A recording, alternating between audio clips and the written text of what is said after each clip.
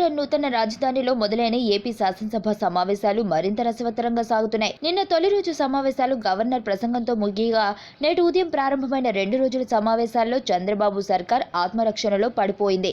విపక్ష నేత వైఎస్ జగన్మోహన్ రెడ్డి సంబంధించిన ప్రశ్నలకు బాబు అండ్ కో నుంచి సూటిగా ఒక్క సమాధానం కూడా రాలేని పరిస్థితి ఉందన్న వాదన వినిపిస్తోంది. విద్యార్థి దశలో సీఎం నారా చంద్రబాబు నాయుడు ఆర్థిక శాస్త్రంలో పీజీ చేసిన విషయం తెలిసిందే. అదే సమయంలో జగన్ సాధారణ డిగ్రీతో పాటు ఎంబీఏ కూడా చేసినట్టు ఆ పార్టీ నేతలు చెబుతున్నారు. ఈ క్రమంలో ఆర్థిక పరమైన అంశాల్లో వైఎస్ జగన్ కంటే కూడా చంద్రబాబుకే పరిజ్ఞానం ఎక్కువగా ఉంటుందని మనమంతా అనుకుంటాం. ఎకనామిక్ లో మాస్టర్స్ పట్టా సాధించిన చంద్రబాబు ఉమ్మడి రాష్ట్రానికి సీఎంగా ఉన్న సమయంలో తనను తాను ఏపీకి సీఎంగా కాకుండా సీఈఓగా అభివర్ణించుకున్న వైనం కూడా మనకు తెలిసిందే.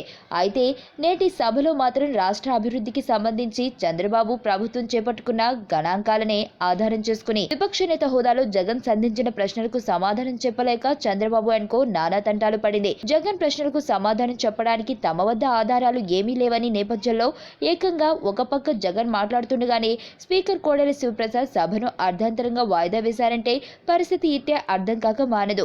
ఆయన ఆర్థిక వ్యవహారాలకు సంబంధించి జగన్ చేసిన కీలక ఉపన్యాసం విషయానికి వస్తే రాష్ట్ర జీఎస్డీపీ వృద్ధి రేటుకు మధ్య ఉన్న సంబంధం, ఈ రెండు ఒకదానితో మరొకటి ఎలా పెరుగుతాయన్న విషయాన్ని జగన్ సుస్పష్టం చేయడంతో చంద్రబాబు సర్కార్ బెత్తరపోయిందని చెప్పాలి. 2000 నుంచి 2005 ఆర్థిక సంవత్సరం నుంచి 2016-17 వరకు మొత్తం 13 ఆర్థిక సంవత్సరాలకు సంబంధించి ఈ రెండింటి లెక్కలు రాసుకుని మరీ వచ్చిన జగన్ వాటిని సభలో చదివి వినిపించారు.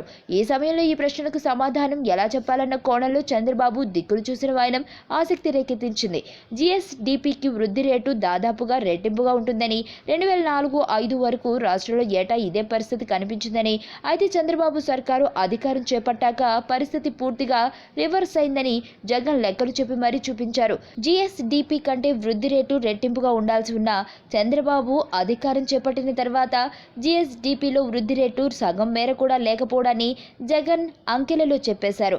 ఇక జగన్ కు మరింత మేర సమయం ఇస్తే ఇంకేం లెక్కలు చెబుతారోనన్న అనుమానంతో ఆర్థిక శాఖ మంత్రి యనమల లేచి జగన్ తప్పులు లెక్కలు చెబుతూ ప్రజలను తప్పుదోవ పట్టిస్తున్నారని ఆరోపించారే తప్పించి ఆ గణాంకాలు ఎలా తప్పో చెప్పలేకపోయారు. ఈ వ్యాఖ్యలతోనే జగన్ లెక్కలకు తమ వద్ద సమాధానం లేదని యనమల ఒప్పేసుకున్నారని అర్థమైపోతుంది. అదే సమయంలో జగన్ మరిన్ని వివరాలు చెప్పబోగా ప్రభుత్వం నుంచి సంజ్ఞలు అందుకున్న స్పీకర్ ఓ పక్క జగన్ ఇంకా మాట్లాడుతుండగానే సభను వాయిదా వేసేసి వెళ్లిపోయారు.